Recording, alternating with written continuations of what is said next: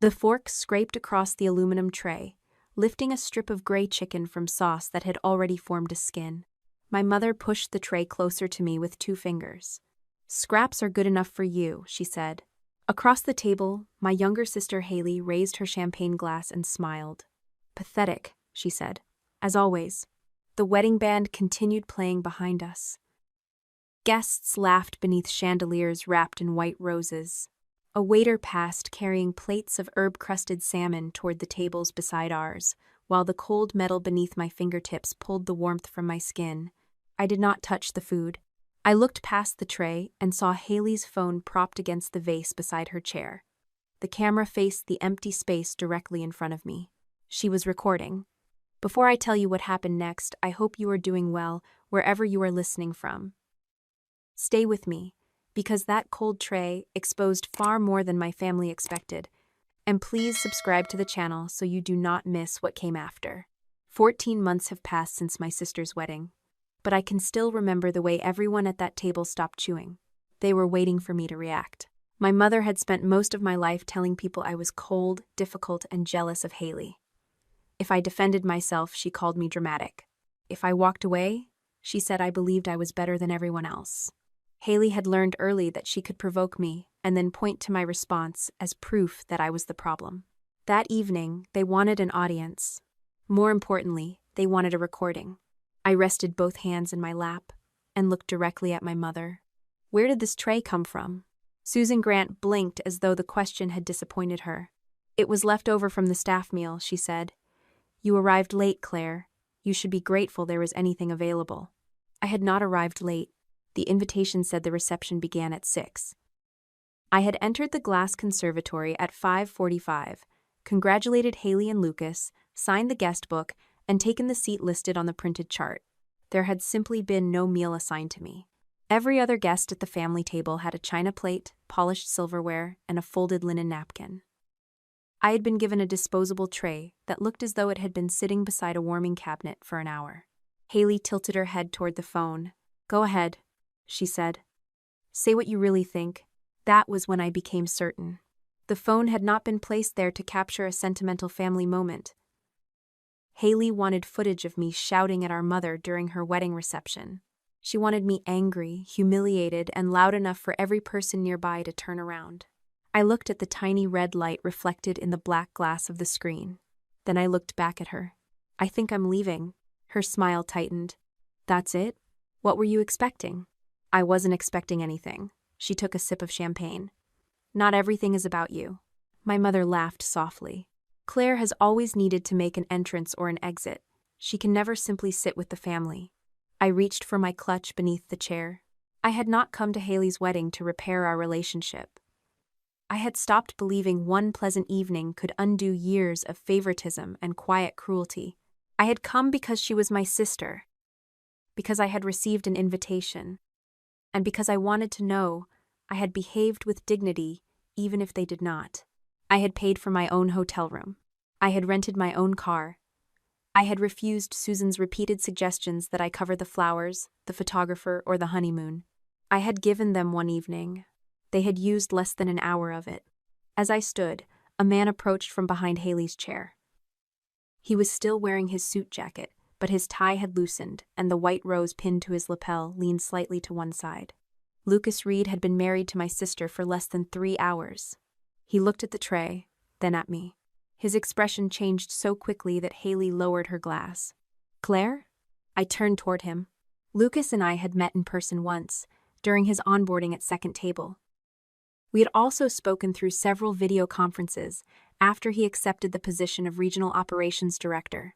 He was competent, prepared, and still knew enough to take notes during every conversation. Until that moment, I had no idea he was Haley's fiancé.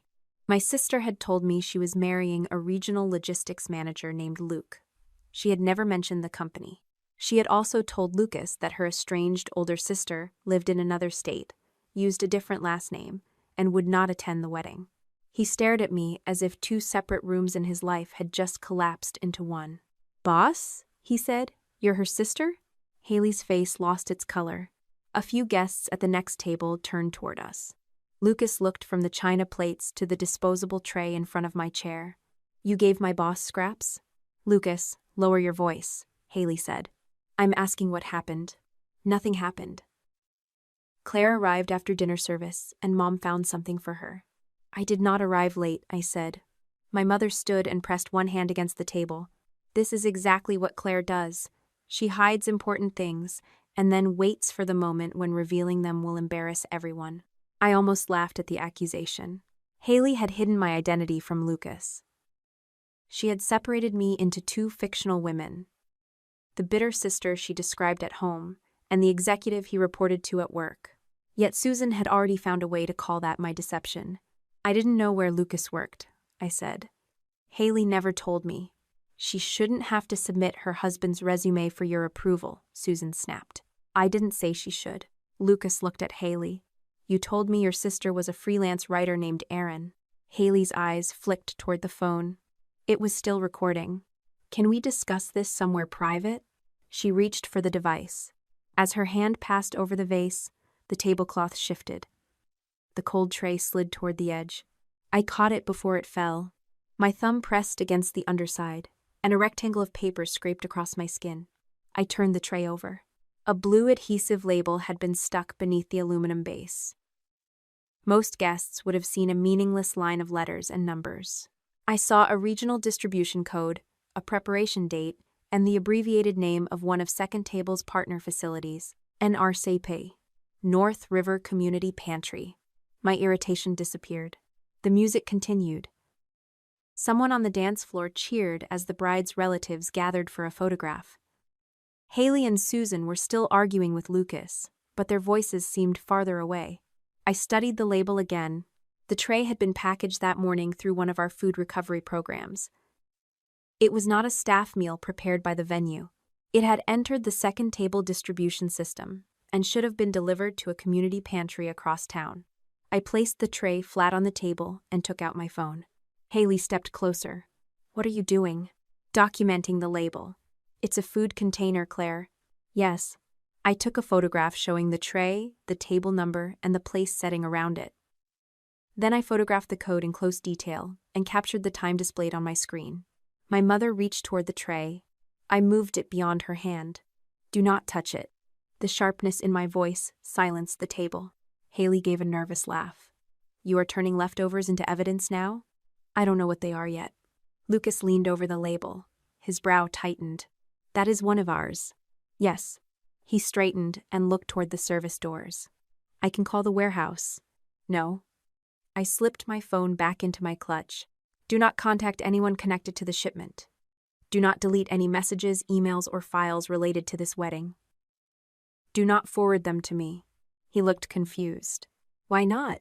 Because you are my employee, my sister is involved, and I have a conflict of interest.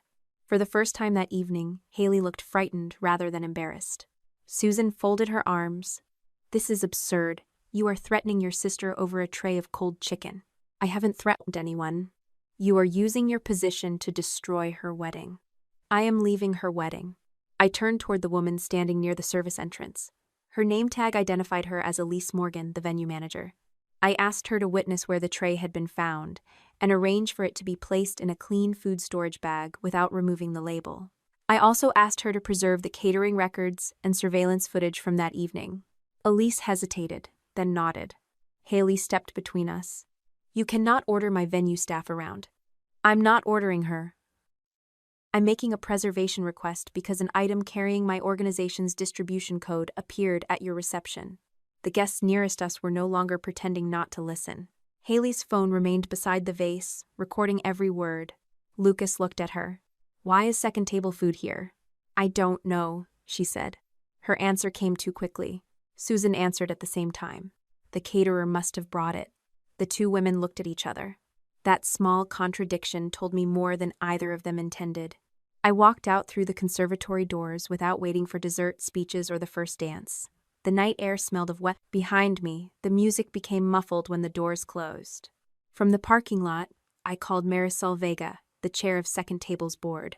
I told her exactly what had happened.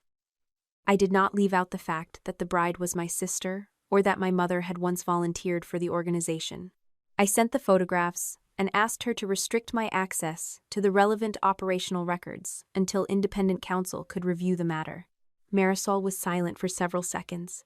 "Are you certain about the code?" "I'm certain about what it appears to be. I am not certain how it reached the wedding. Do not investigate it yourself." "I won't."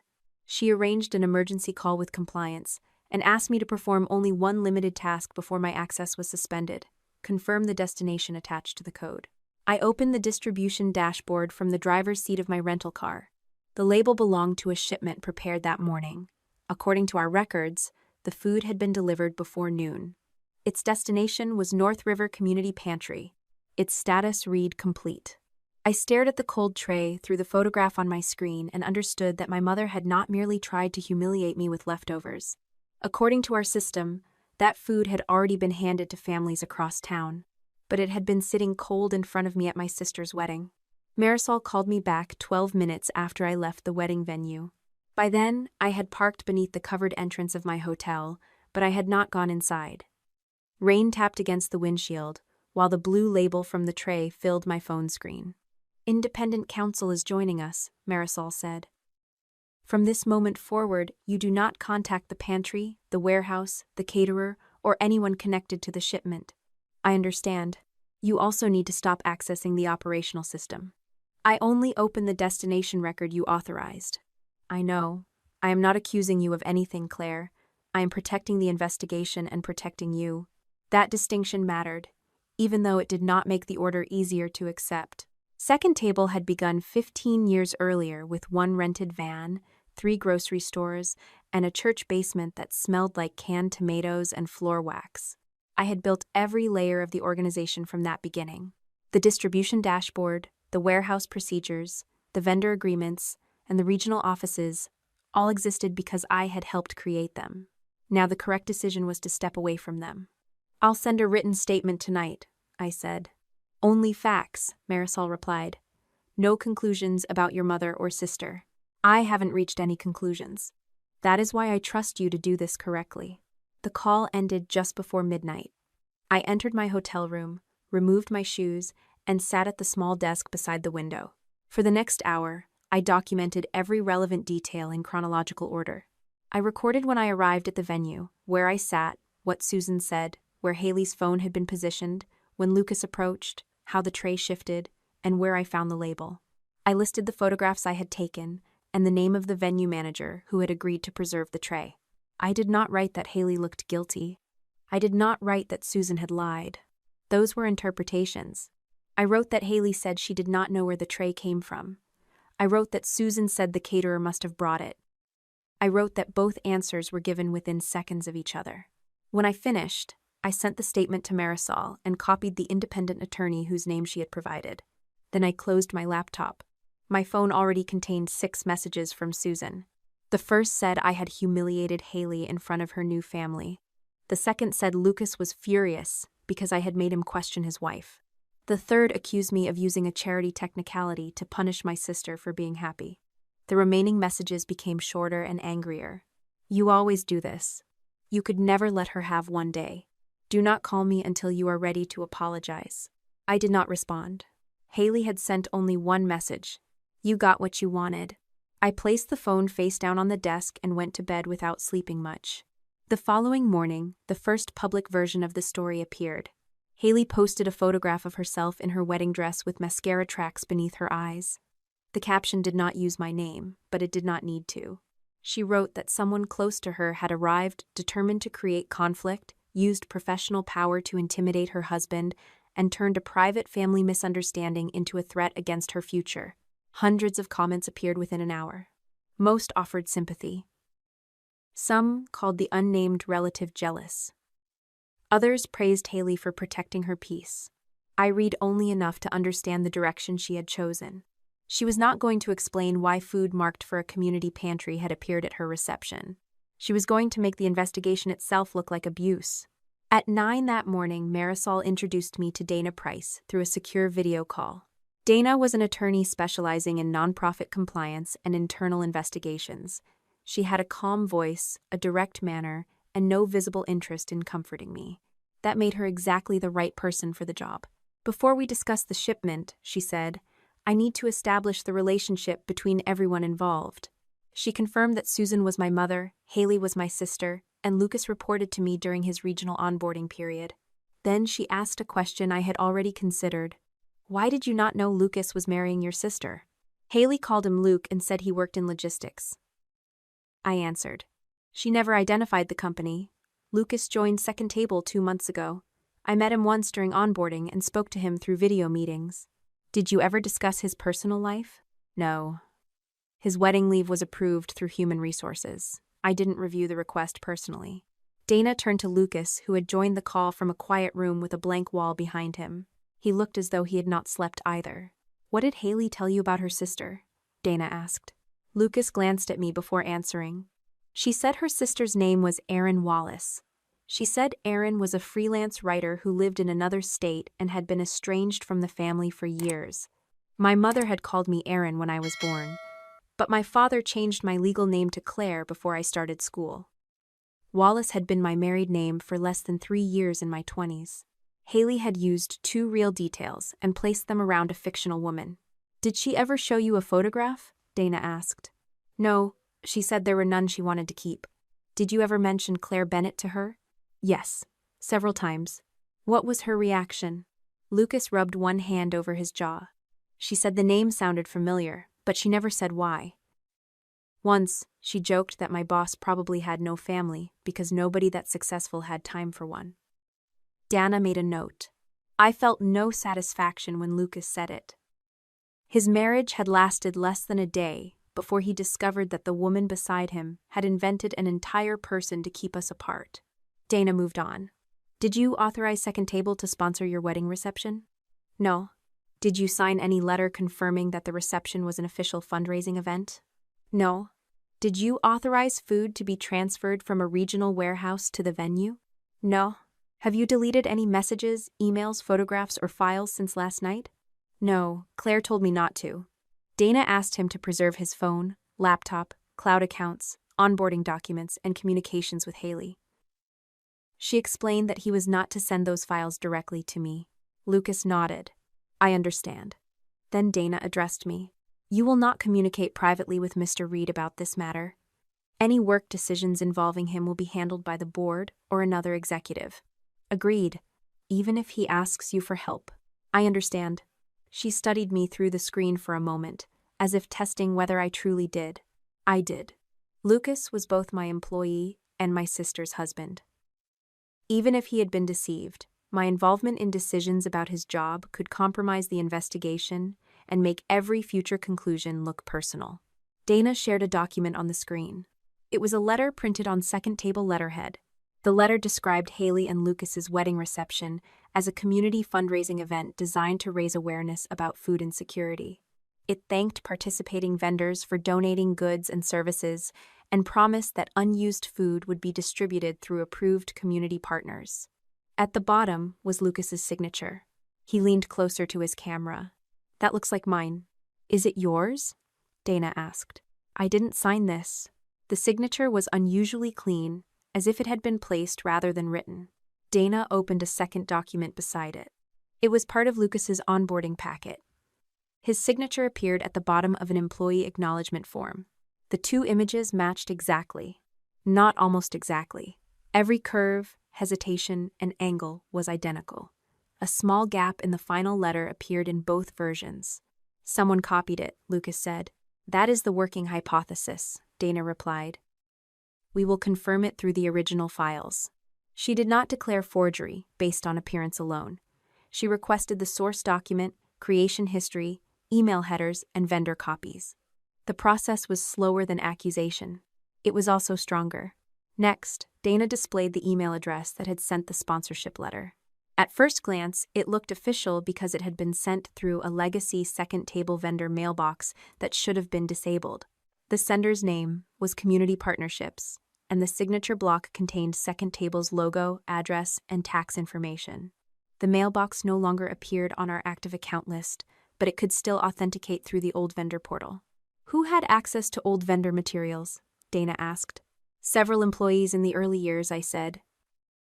We did not have a centralized platform then. Did either member of your family ever assist? I knew where the question was going.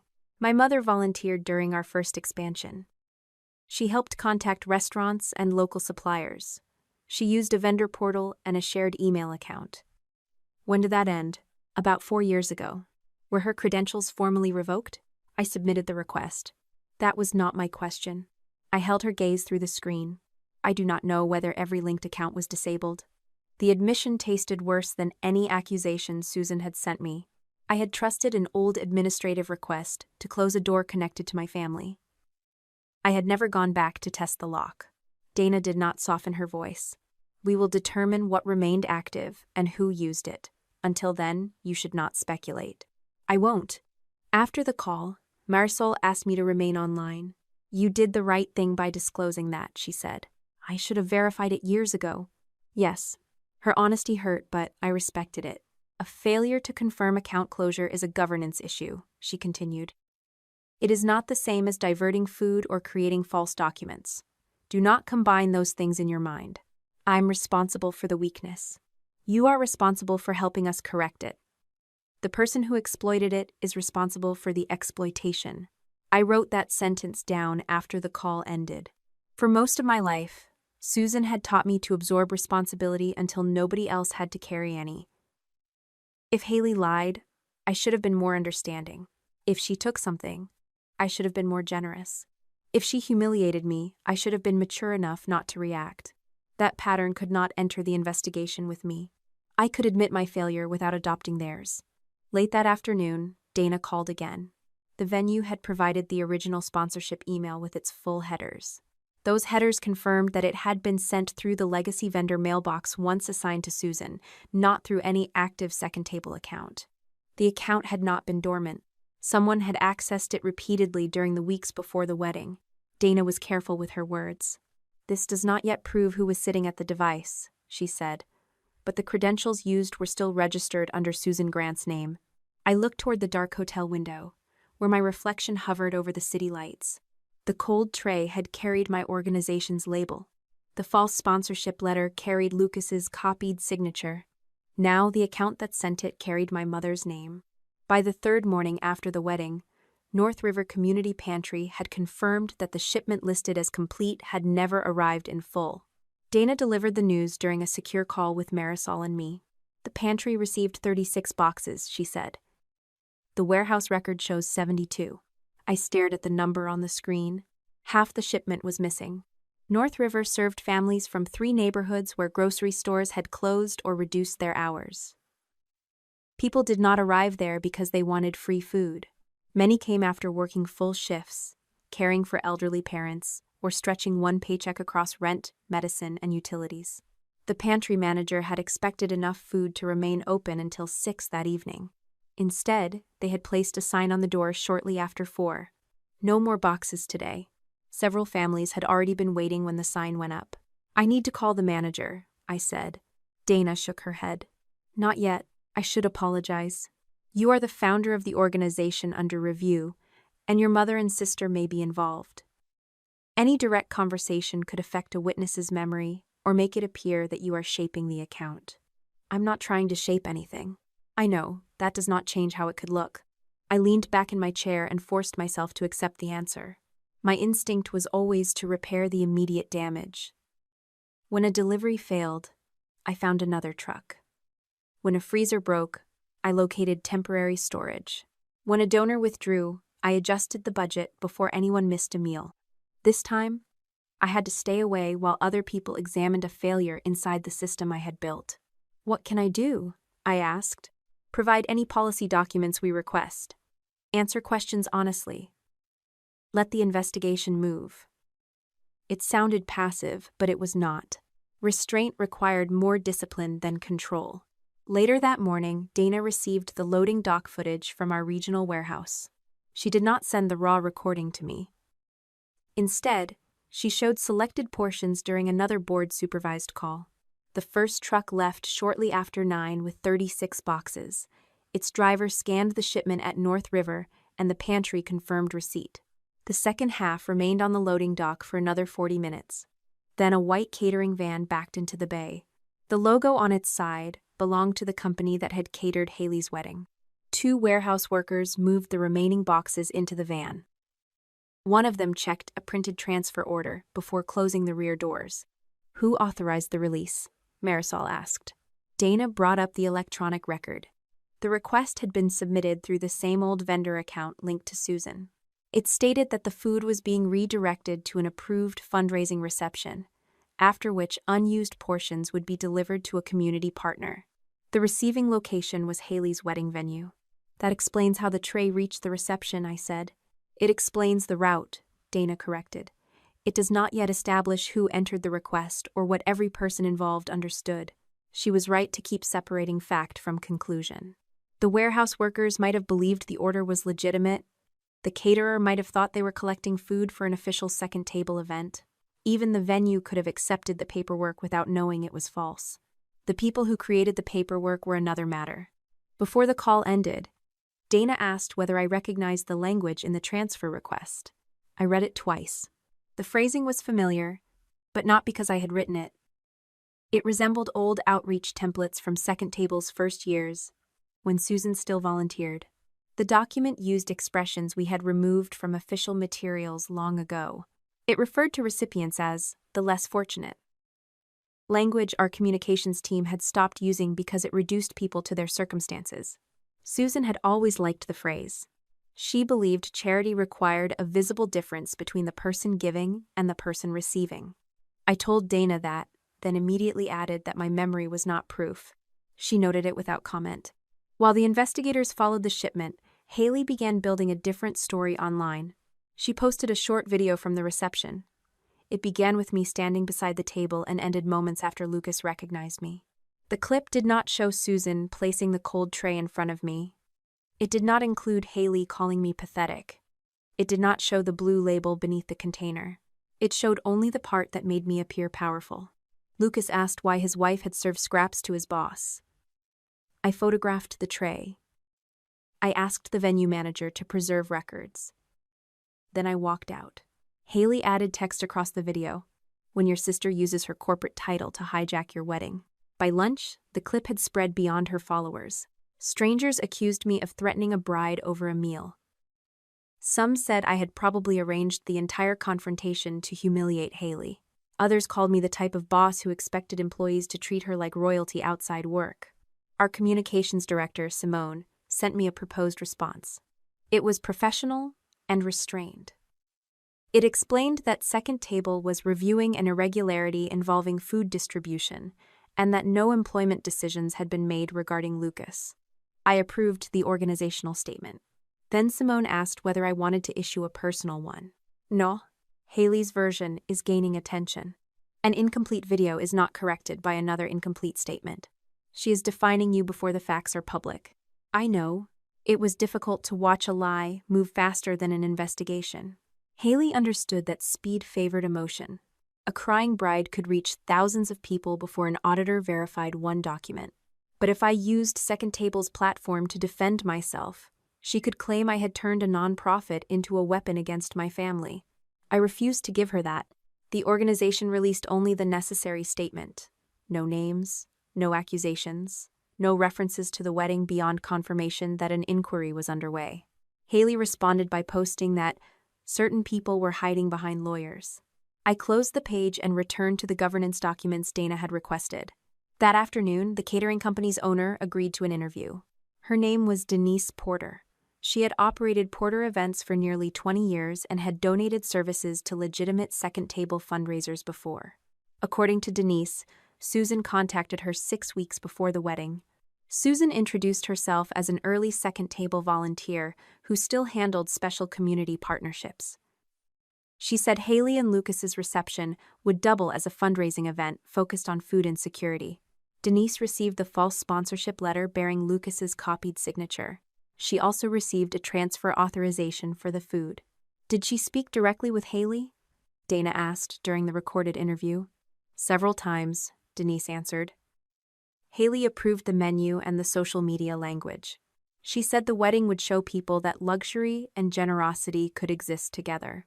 I closed my eyes briefly. That sentence sounded exactly like my sister. Did anyone tell you that the food had originally been allocated to North River Pantry? Dana continued. No. We were told it was excess inventory approved for event use. Who directed your driver to collect it? Susan. Who decided what would happen to the unused portion after the reception? Denise paused.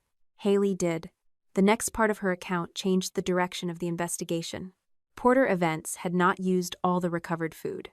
Some trays remained sealed in temperature-controlled storage after the reception. Denise said she expected them to be delivered to North River the following morning. Instead, Haley sent new instructions. She told the catering staff that another community partner had agreed to take the food. She provided an address for a discount restaurant on the south side of the city. Did the restaurant sign a donation receipt? Dana asked. No. They gave my driver a purchase invoice. Denise had questioned it, but Haley told her the restaurant was making a contribution in exchange for the food and that Second Table had approved the arrangement. The catering company still had the invoice. Dana obtained it before the end of the day. The document listed multiple sealed food trays, packaged produce, and refrigerated items. The amount was far below normal wholesale value, but it was not a donation. The restaurant had purchased food that had already been donated to Second Table. The payment had not gone to the pantry. It had not gone to the catering company. It had not gone to Second Table. The recipient was a limited liability company called HG Social. I knew the name. Haley had created HG Social to receive influencer payments, brand sponsorships, and appearance fees. She had once asked me to invest in it. I declined after she refused to provide a budget or business plan. Dana enlarged the invoice on the screen. Do you recognize this company? She asked. Yes. Who owns it? My sister. Marisol exhaled slowly. Until that moment, Haley could still have claimed she misunderstood the source of the food. She could have said Susan handled the documents and she trusted her mother. She could have insisted the wedding vendors arranged everything without her knowledge. The invoice made that defense harder. Someone had taken food intended for a pantry, used part of it to support Haley's wedding, then sold the remainder. The money went directly into her business. Dana reminded us that an invoice alone did not prove who arranged the transaction or who ultimately controlled the funds. Bank records and communications would still need to be obtained through the proper process. But the question had changed. We were no longer asking only how a cold tray reached my sister's wedding. We were asking how many people had profited before it reached my table. Dana placed the invoice beside the photograph I had taken at the reception. The blue label matched the shipment record. The loading dock footage showed the route. The caterer explained the collection. The restaurant documented the sale. At the bottom of the invoice, beneath the list of food that should never have been sold, was the payment recipient. HG Social LLC, my sister's company. 3 weeks after Haley's wedding, Dana showed me a preliminary reconstruction built from records voluntarily supplied by the restaurant and wedding vendors, together with a payment confirmation retained in the legacy vendor mailbox. The discount restaurant had transferred $9,400 to HG Social for food it believed Second Table had authorized for resale.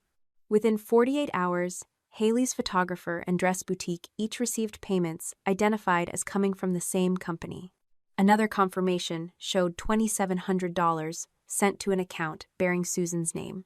The transfer description read Community Coordination. The investigators could not yet confirm what happened to the remaining money.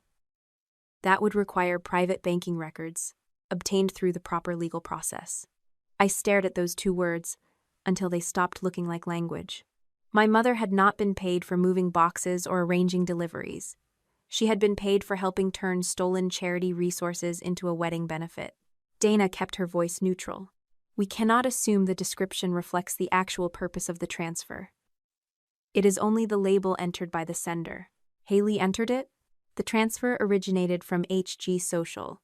We are still waiting for records showing which device authorized it. I nodded.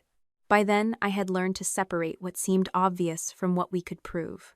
That discipline did not make the evidence less painful. It simply prevented pain from becoming an argument.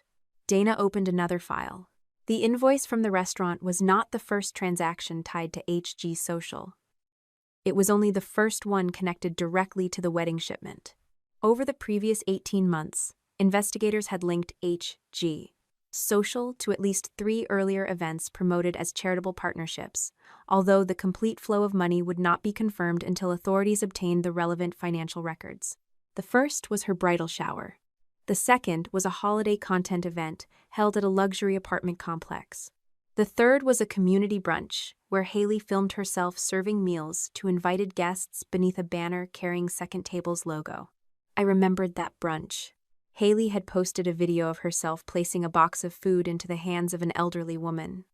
The camera lingered on Haley's smile, while music played beneath a caption about compassion. At the time, I thought she had volunteered with another organization. I had even sent her a message saying I was glad she had found a cause that mattered to her. She replied with a heart and wrote, "You inspired me." Now Dana showed me the sponsorship documents associated with the event. The letterhead was ours. The tax identification information belonged to Second Table. The language came from an outreach template we had stopped using years earlier. The approval signature belonged to no active employee. The event had received free floral arrangements, discounted catering, donated tableware, and promotional support from local businesses that believed they were assisting Second Table. Only a small portion of the food shown in Haley's video reached a pantry. The rest supported the event itself. Some became background decoration for her photographs. Other items disappeared from the distribution record after being marked complete. Marisol sat beside Dana during the secure meeting, her hands folded over a legal pad. "How many vendors?" she asked. 17 confirmed so far, Dana replied. "There may be more." "And the estimated value?" "We are not ready to issue a final number." Dana glanced toward me before continuing. "The preliminary total, including food, donated services, event sponsorships, and resale proceeds, is approaching $200,000. For several seconds, nobody spoke. $200,000 was not enough to destroy Second Table financially. Our annual operating budget was far larger. But that was not the point. Every dollar had entered the relationship under false pretenses. Every donated hour had been given because someone believed it would feed families, support a pantry, or strengthen a legitimate charity event. Haley and Susan had taken trust, converted it into luxury, and assumed the organization was large enough not to notice. "How did none of our controls catch this?" Marisol asked. The question was directed at Dana, but I answered first. "Because the requests were designed to look small." Dana turned toward me. I continued, "They did not move one massive shipment. They used old templates, familiar vendors, and events that sounded plausible. Each request was below the level that would automatically reach executive review." "That explains the method," Marisol said. "It does not explain the failure." "No," I agreed. "It does not." I had spent years building systems around large risks. We reviewed major grants, warehouse losses, fleet expenses, donor restrictions, and food safety records. We had controls for the events most likely to attract attention. Susan and Haley had exploited the spaces between them. They used old relationships that still felt trustworthy. They requested goods in quantities that looked ordinary. They relied on vendors who remembered Susan from the years when she genuinely volunteered. The weakness was not that we had no rules. It was that our rules assumed anyone using those small doors belonged there. Dana displayed an access history from the old vendor portal. The account registered to Susan had not remained continuously active. It had been reactivated through a password reset 18 months before the wedding. The reset link had gone to an email address Susan still controlled. After that, the account accessed contact lists, letter templates, historical vendor agreements, and distribution request forms. It could not move money from Second Table's bank accounts. It could not alter payroll or approve major warehouse releases. But it could create enough official-looking documentation to persuade people outside the organization. Susan had not needed complete control. She only needed the appearance of authority. The access pattern matched the events connected to Haley. Logins appeared before the bridal shower, the holiday event, the community brunch, and the wedding. A second set of files showed communication between Haley and several vendors. She approved menus, discussed social media placement, negotiated how often Second Table's name would appear, and asked whether donated items could be counted as charitable contributions for publicity purposes. Susan handled the paperwork. Haley handled the performance. They had divided the work according to their strengths. My mother knew how institutions sounded. My sister knew how generosity looked on camera. Neither of them expected anyone to compare the image with the records. Dana explained that the evidence still required outside verification, Vendors needed to authenticate emails. Device information had to be reviewed. Banking records had to be obtained through appropriate legal channels. She spoke carefully because the investigation was no longer limited to one missing shipment. The board had to consider whether the matter should be referred to law enforcement, insurers, state charity regulators, or all three. Before that decision, the board needed to examine my role. The governance review took place 2 days later. I entered the second table conference room through a side door to avoid reporters waiting near the main entrance. Haley's wedding video had continued circulating, and several local outlets had connected my name to the inquiry. Our board members sat around the long table. Marisol occupied the chair at the far end. Dana joined remotely, because her investigation had to remain separate from the board's employment decisions. I had attended hundreds of meetings in that room. I had presented expansion plans, emergency budgets, and disaster response strategies. I had asked the board to trust my judgment when Second Table entered new cities or accepted difficult partnerships. That morning, I was not asking for trust. I was answering for what I had failed to verify. Marisol began with the account assigned to Susan. Did you request that her access be revoked? Yes. Did you receive confirmation? I received confirmation that the primary volunteer account had been closed. Did you verify linked portals and recovery addresses? No. Why not? I could have said the organization was smaller then. I could have said the system was fragmented. I could have said the staff member responsible for offboarding had left several months later. All of those things were true. None changed my responsibility. I believed the request had been completed, I said. I did not test the remaining access or require a secondary confirmation. One board member leaned forward. Did your relationship with Susan affect that decision? Yes. How? I treated her as a former volunteer I trusted instead of as a user whose access required the same verification as everyone else. The answer settled heavily in the room. My blind spot had not come from love, in the sentimental sense. Susan and I had not been close for years. It came from familiarity. I knew she exaggerated, manipulated, and protected Haley at my expense. I did not believe she would impersonate the organization and divert food. I had drawn the boundary at what I thought she was capable of. She had stepped beyond it without warning me. Marisol asked whether I had ever authorized Haley to use Second Table's name. No. Did you approve any of the events under review? No. Did you receive money or personal benefit from them? No. Did you interfere with the investigation after discovering the tray? No.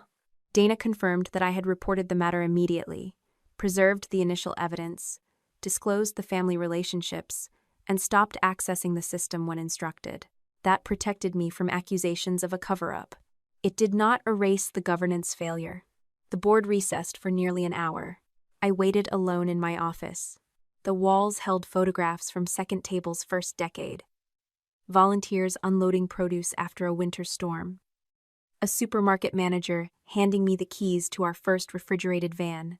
Pantry workers standing beside rows of boxes during the worst months of the pandemic. My name appeared on awards I had stopped noticing years earlier. None of those photographs could answer the question facing the board. Could I continue leading an organization while an investigation examined a weakness tied directly to my family and my oversight? My phone vibrated on the desk. Haley had posted again. This time, she said I had fabricated a financial scandal because Lucas had chosen her over me. The accusation was so absurd that I almost dismissed it. Then I saw the comments. Some people believed her. Others asked whether I had pressured Second Table employees to investigate my mother. A former brand partner announced that it was pausing work with Haley until the matter was clarified. Haley replied that powerful women always destroyed anyone who challenged them. I turned the phone off. She was still trying to make the story about sibling jealousy because the truth was too specific to survive emotion. $200,000 in diverted value could be audited. A copied signature could be compared. A truck could be seen leaving a loading dock. Jealousy could mean anything, which was why she needed it. Marisol entered my office just before 4. She closed the door but remained standing. The board found no evidence that you participated in or knowingly permitted the conduct under investigation. I waited. However, the board also found that your failure to verify the full removal of Susan's access created a preventable vulnerability. I agree. We are expanding the governance review to include all legacy accounts vendor portals, recovery addresses, and family-related disclosures. That should happen. She watched me carefully. Until we know how deep this goes, you are stepping away from daily operations. The words landed harder than I expected. I had prepared myself for criticism, outside supervision, and mandatory changes. I had not prepared for the possibility that I would leave the building without the authority to run the organization I founded. For how long, I asked? Until the independent review reaches a point where the board can assess your return without compromising the investigation. Am I suspended? No. You will retain your title for now, but the interim executive team will control operations. You cannot direct staff, contact witnesses, access investigative records, or approve vendor decisions. I looked through the glass wall toward the open office. People moved between desks carrying folders and coffee cups. A delivery coordinator pointed at a regional map, while another employee entered figures into a spreadsheet. The organization continued without waiting for me. That hurt my pride. It also proved we had built something larger than one person. I will cooperate, I said. Marisol nodded. I know this is difficult. It is necessary. That does not make it painless. I began gathering the few personal items I kept in the office. A framed photograph of our first van, a notebook filled with handwritten reminders, the ceramic mug Lucas had received during onboarding, identical to the one given to every regional director. I left my office keys on the desk. When I reached the lobby, the receptionist looked up as though she wanted to ask whether I would return the following morning. I did not give her a promise I could not make. Outside, the reporters called my name, but I kept walking. 3 weeks earlier, my family had tried to place me beneath everyone else at a wedding table. Now their actions had removed me from the head of my own organization.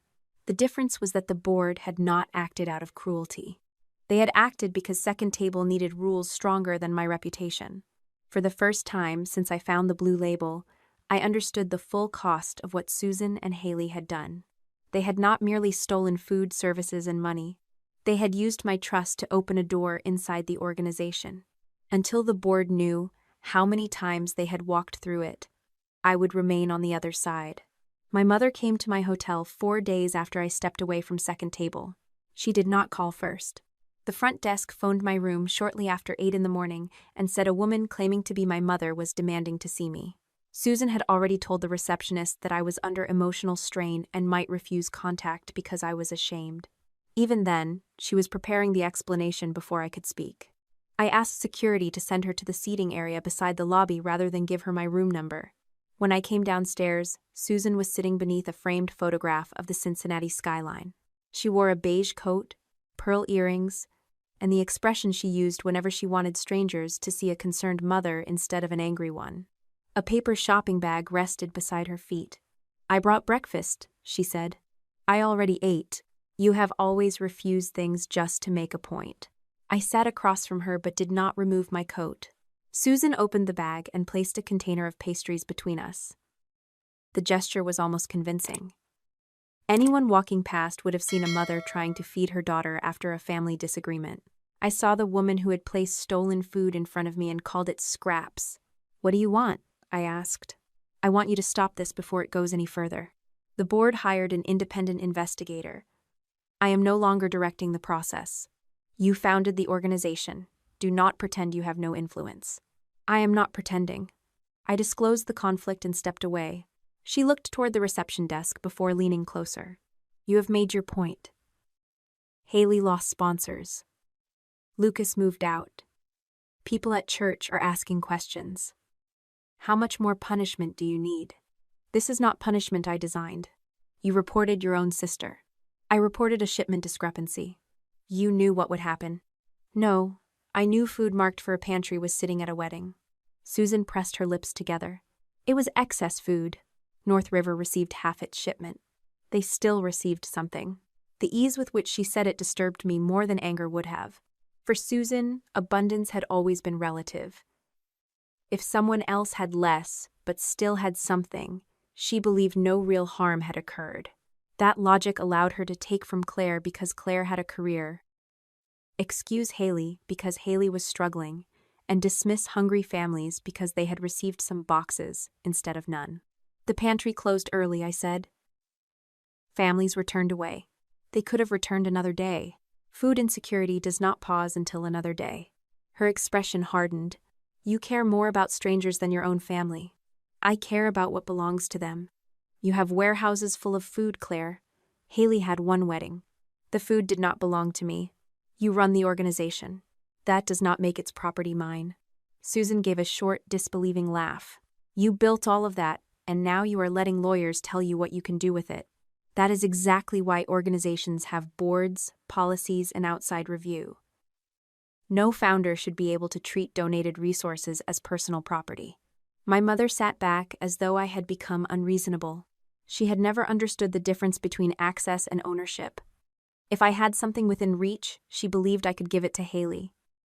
If I refused, the refusal became evidence that I was selfish. You could have helped your sister, she said. She was drowning in debt. She did not ask me for help. She knew you would judge her. I refused to pay for the wedding. That did not authorize her to impersonate second table. Susan looked away. For the first time, she seemed less rehearsed. She needed that wedding to work. What does that mean? Her business was slipping. Companies were not renewing contracts. She needed better content, stronger partnerships, something people would notice. So you helped her present the wedding as a charity event. I helped her contact people, using an account you were no longer authorized to use. It was still active. That does not mean you had permission. You never told me I could not use it. I requested that your access be closed 4 years ago. You never said it to my face. The answer revealed more than she intended. Susan did not deny accessing the account.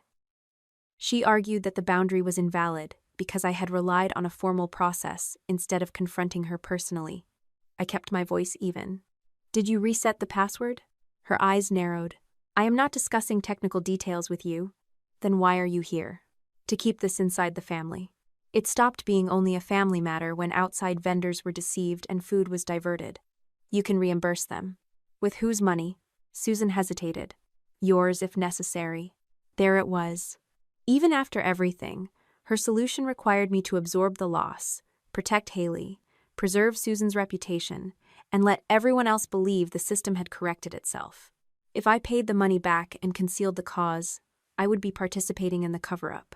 That is not a cover-up. It is a mother asking one daughter to protect another.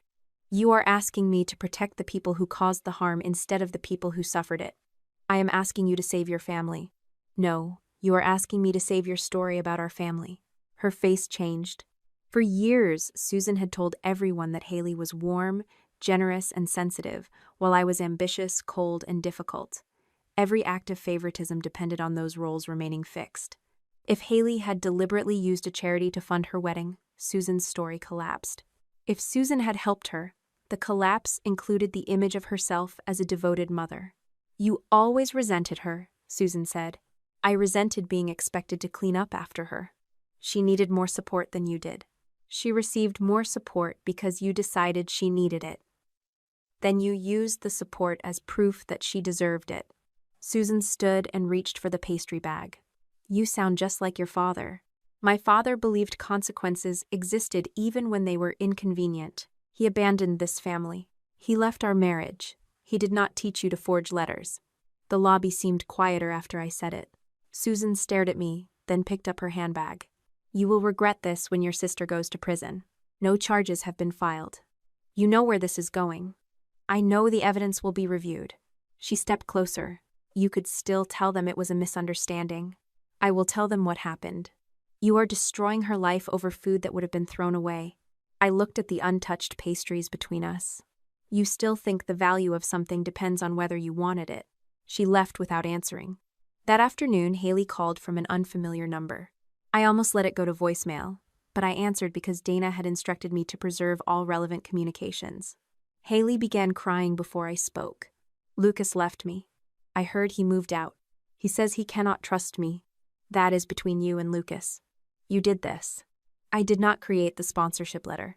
You humiliated me in front of him. You told him I was someone else. I was trying to protect our relationship. From what? From you judging everything. I walked to the window of my hotel room. Traffic moved below in slow lines beneath the afternoon rain. Did you know the food was assigned to North River? Haley stopped crying. You are not supposed to question me without my lawyer. I asked one question. You can refuse to answer. You have already decided I am guilty. I have decided not to hide what I found. You could have handled this quietly. The board is handling it. You are the board. No, I am one executive accountable to it. She laughed bitterly. You love pretending you are noble. I am not pretending I handled everything perfectly. Then admit this is your fault. I admitted I failed to verify that an old account had been fully closed. That account would not have mattered if you had helped us. Helping you would not have made false documents legitimate. Her breathing changed. The crying disappeared from her voice. If you keep pushing this, I will tell everyone you threatened Lucas's job. I did not. I have video. You have a video of me preserving a tray and leaving. I have enough to make people question you. That was the first honest thing she had said. Haley did not need to prove I had done something wrong. She only needed enough confusion to make every finding look like retaliation. Was that why you recorded me? I asked. I recorded my wedding. The camera was facing my chair. You always think everything is about you. Then you will have no problem preserving the full recording. She did not answer. I continued. Do not delete. You cannot order me around. I am not ordering you. I am telling you the file may be relevant. You want to ruin me because Lucas works for you. Lucas's employment is no longer under my control. He says he reported everything to compliance. That was the correct decision. You turned my husband against me. No. He learned you used his signature. I did not forge anything. Then the investigation will show that. Her voice sharpened. You think you are untouchable because you built that organization, but you have already been removed. The words struck where she intended. I had spent every morning resisting the instinct to call my staff, review delivery numbers, or ask what decisions the interim team had made. Being excluded from daily operations felt like losing a language I had spoken for 15 years. Haley knew that. She also mistook accountability for defeat. I stepped away because the rules apply to me, I said. That is the difference between us. She disconnected. I saved the call record and immediately sent Dana a written summary. I did not characterize Haley's tone. I quoted the statements I remembered and identified the numbers she had used. The following morning, Lucas participated in another compliance interview. I was not present. Dana later provided only the information necessary for my employment-related disclosure. Lucas had moved into a hotel and retained a family attorney. He had surrendered copies of his communications through counsel and signed consent forms allowing investigators to examine specific work records. He had not asked the board to protect his position. He had asked them to determine whether he had violated policy by failing to recognize the false letter earlier. That mattered. Lucas had been deceived, but he was not demanding that being deceived excuse every mistake. He understood that trust did not remove professional responsibility. Marisol transferred his reporting line to another executive and prohibited private communication between us about the investigation. I accepted the restriction. 2 days later, Dana asked me to meet at her office. A thick binder rested on the conference table. It contained vendor interviews, access histories, copies of false letters, warehouse footage summaries, and preliminary financial tracing. She did not ask me to read it. The evidence now exceeds the scope of an internal compliance matter, she said. I had expected the sentence, but hearing it made the next stage real. What happens now? Second table has reporting obligations to its insurer, and potential James Tapple, Dana, James.com. Second table has referral to the appropriate investigative authorities. Does the board have a choice? It has discretion about how to structure the referral, but concealing suspected fraud would create additional legal and ethical exposure. So this cannot be settled by repayment. Repayment may reduce loss. It does not erase false documents, diverted property, or intentional deception. I looked at the binder. Susan had come to my hotel because she believed I could still stop the process. Haley had called because she believed public pressure could frighten me into trying. Neither understood that the evidence had already moved beyond our family. Dana slid a declaration toward me. It summarized my initial discovery. My relationship to the individuals involved. Susan's former volunteer access. The steps I took to preserve the tray, and my failure to verify the closure of every linked account. The last detail was unfavorable to me. It remained in the document because it was true. You should review this with your personal attorney before signing, Dana said. I will.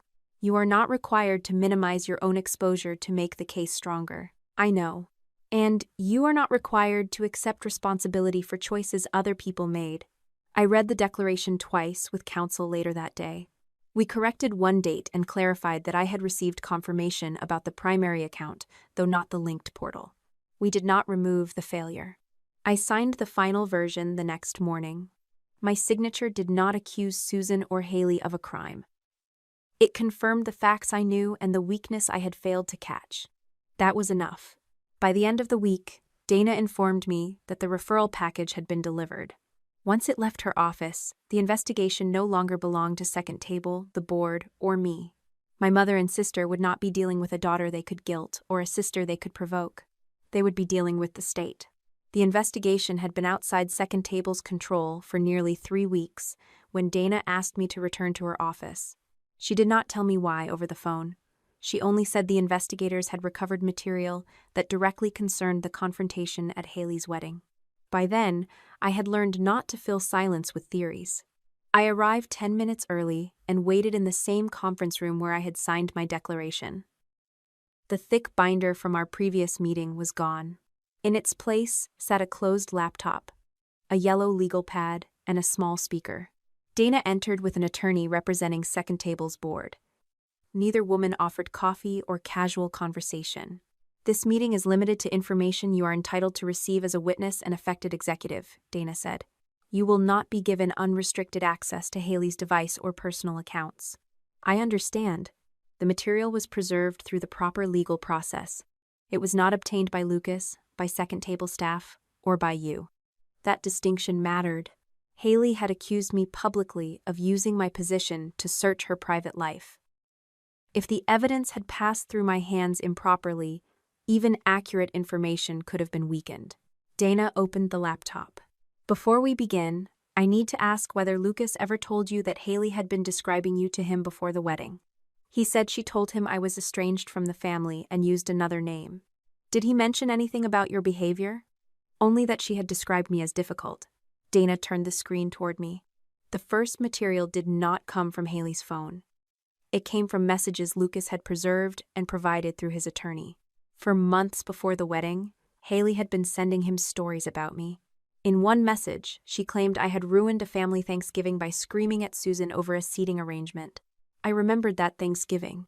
Susan had invited Haley's friends, filled every bedroom, then informed me I would be sleeping on the living room sofa despite having paid for most of the groceries. I booked a hotel and left before dinner. I had not screamed. In another message, Haley said I once threatened to destroy her career because she borrowed a dress. The actual argument had been about her taking my company credit card from my purse and using it for a shopping trip. Again, I had not threatened her career. I had canceled the card. The messages followed the same pattern. Haley removed the action that caused the conflict and preserved only my boundary afterward. To Lucas, I became a woman who overreacted without cause. I read several messages before pushing the laptop slightly away. How much of this did he believe? Lucas told investigators he believed there was probably exaggeration on both sides, Dana said. He also admitted that Haley's descriptions influenced expectations before the wedding. That answer was more honest than flattering. Lucas had not known me personally. He had accepted enough of Haley's version to avoid asking questions. I did not need him to pretend otherwise now. Dana opened a transcript from his interview. Lucas described how Haley reacted whenever he mentioned my work. She changed the subject, mocked nonprofit executives, or suggested I was the kind of leader who treated employees like servants. He also admitted something that explained why the scene at the table had shocked him so deeply.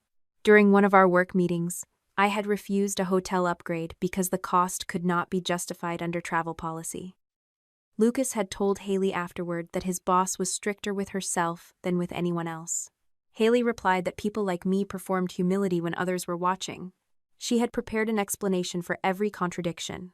If I acted generously, it was manipulation. If I enforced a rule, it was cruelty. If I stayed silent, it was arrogance. Nothing I did could challenge the story because the story changed to absorb it. Dana closed Lucas's interview. The next material came from the recording made at the reception. I looked toward the small speaker. The video Haley posted? The full file. I remembered the phone resting against the vase beside her chair. The camera had faced my place setting. Haley wanted my reaction in the center of the frame. What did she preserve? I asked. More than she intended? Dana explained that Haley had started recording before I reached the table. She had been adjusting the angle and testing whether my chair remained visible when guests moved behind it. The phone sat less than 3 feet from where she and Susan were standing. Their voices were not studio quality, but they were clear enough to distinguish after investigators compared them with other verified recordings. The file had automatically synchronized to cloud storage before Haley posted the shortened clip. Even after the original was later removed from the phone, the earlier version remained preserved in the account history. Dana did not say who deleted it or when. That question was still being examined. She pressed a key. At first, I heard wedding music, silverware, and chairs moving across the floor. Then Haley's voice came through the speaker. Move it closer. I want her face when she sees the tray. Susan answered from nearby. Do not make it obvious. She will be too busy staring at the food. There was a brief scraping sound as the phone shifted against the vase. Haley spoke again. She'll either eat it and look pathetic, or explode and prove everything I told Lucas. My mother laughed softly. If she starts shouting, let her finish. Do not interrupt her too soon. What if she notices the label? She won't. Claire never looks at anything once she decides she's offended. The recording continued. Haley asked whether the caterer had removed the other marked containers from the family table. Susan said they had been moved into the service area. Then my mother added the sentence that changed the meaning of the entire confrontation. If she starts asking questions later, nobody will believe her. They'll think she is trying to punish you for the wedding. Dana stopped the audio. The room was silent, except for the low hum of the ventilation system. I kept both hands flat on the table. For most of my life, Susan and Haley had told me that my reactions were the problem. They provoked, excluded, took, or lied, then waited for me to object. Once I did, the conversation shifted from their actions to my tone. At the wedding, they had turned that family pattern into a deliberate strategy. The cold tray was not simply an insult. They had placed it there to manufacture a future defense. If I became angry, they would show the recording to Lucas and anyone else who questioned them. If I later discovered the diverted shipment, they would say I had invented the accusation after being humiliated. They had tried to create the evidence before I knew there was a case. Dana gave me several moments before speaking. Do you need a break? No. My voice sounded controlled because I had spent years learning how to remain understandable while angry. That did not mean I felt nothing. What happened after that section? I asked.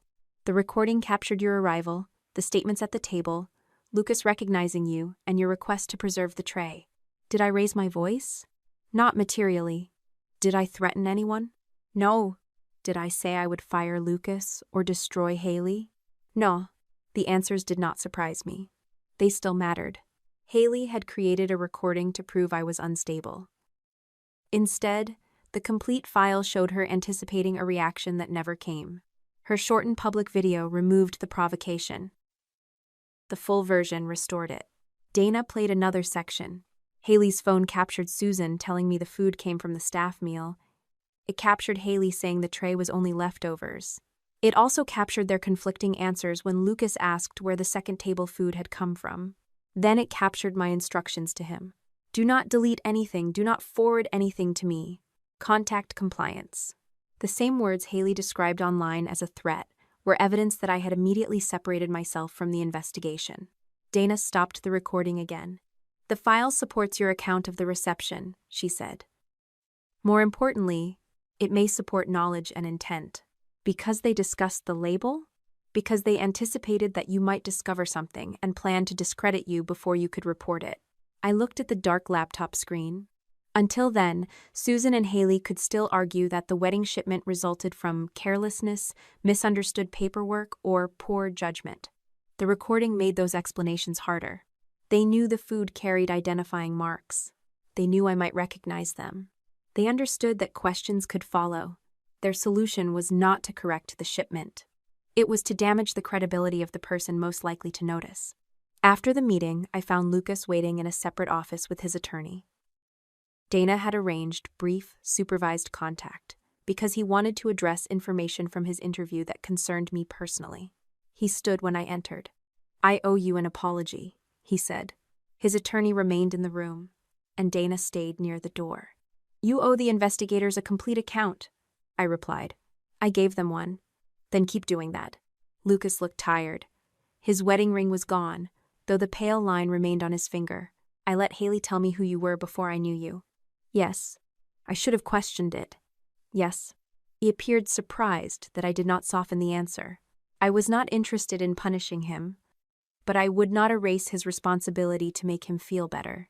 "Being deceived does not make you guilty of what she did," I said. "It also does not mean you learned nothing from choosing the easier version of someone you had never met." He nodded. "I understand. Then tell the truth even when it makes you look naive." "I will." That was all I needed from him. I did not ask about his marriage, his hotel, or whether he still loved Haley.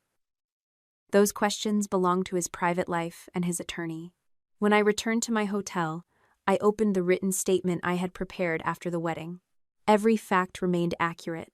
I had not known Haley's phone had already recorded her plan. I had not needed that knowledge to make the correct decision. I had seen the label, protected the tray, disclosed my conflict, and stepped away. For years, I believed my greatest weakness was waiting too long before speaking. The recording showed something more complicated. Susan and Haley depended on that delay. They expected me to endure the first insult, then react only after the pressure became unbearable. By then, they could point to my anger instead of their conduct. At the wedding, I had broken the pattern before they could complete it. I left. I documented what I saw. I called the board. I refused to investigate my own family. Their trap failed because I did not give them the performance they had prepared to use against me. Dana called again that evening. "The recording has been added to the referral package," she said. "Investigators will determine its legal significance." "What is your assessment?" She paused before answering. "It changes the context. This is no longer only evidence that resources were diverted. It is evidence that the people involved may have anticipated discovery and planned to undermine the person who could report it." The cold tray had shown where the food went. The invoices had shown who received the money. The recording showed why my mother and sister had tried so hard to make me look unstable before I asked a single question. They had not been protecting a wedding. They had been preparing their cover story. Nearly 6 months after Haley's wedding, the charges were finally filed. By then, investigators had spent weeks interviewing vendors, confirming bank transfers, examining account access records, and comparing the false documents with the originals stored by Second Table. There was no dramatic raid. No officers appeared at Susan's house before sunrise. No one dragged Haley from a restaurant while cameras followed. Their attorneys were notified first. Arrangements were made for both women to surrender at the courthouse on a Monday morning. I learned about it from Dana the Friday before. "The prosecutor has authorized charges against Haley and Susan," she said. "Their attorneys have agreed to bring them in voluntarily." "What are they being charged with?" Dana gave me only the information that had already become part of the public record. The allegations included a coordinated scheme to obtain donated goods and services through false representations, the use of Lucas's copied signature, the diversion and resale of food, and the falsification of records connected to charitable distributions. The exact wording mattered to the lawyers. What mattered to me was simpler. For nearly 6 months, Susan and Haley had called the investigation a misunderstanding, a family dispute, and an act of revenge. Now their conduct had an official name. Dana warned me that the filing of charges was not a conviction. The state still had to prove its case, and both women remained entitled to defend themselves. "I understand. You should also expect renewed media attention." "I won't comment. That is the correct approach." I had already spent months refusing invitations from local stations, podcasts, and newspapers. Some wanted to discuss nonprofit oversight. Others wanted the wedding footage. One producer offered to let me tell my side during a live interview opposite Haley. I declined. The evidence did not need a debate stage. On Monday morning, Haley arrived at the courthouse wearing a dark blue dress and large sunglasses. Photographers captured her stepping from a black vehicle while her attorney held the door. She had styled herself carefully. Her hair was smooth, her makeup was understated, and her expression suggested that she had been summoned to answer for someone else's cruelty. Susan arrived 10 minutes later with a different attorney. That detail attracted almost as much attention as the charges. Until then, they had presented themselves as a united family under attack. Separate lawyers suggested that their interests were no longer identical. I did not attend the surrender. I watched a short news report from my apartment because the filings concerned the organization I still hoped to lead. The reporter said both women had been processed, appeared before a judge, entered initial pleas, and were released under conditions while the case continued. There were no handcuffs displayed for the cameras. There did not need to be. Haley's face as she left the courthouse showed that the performance she had planned was already slipping.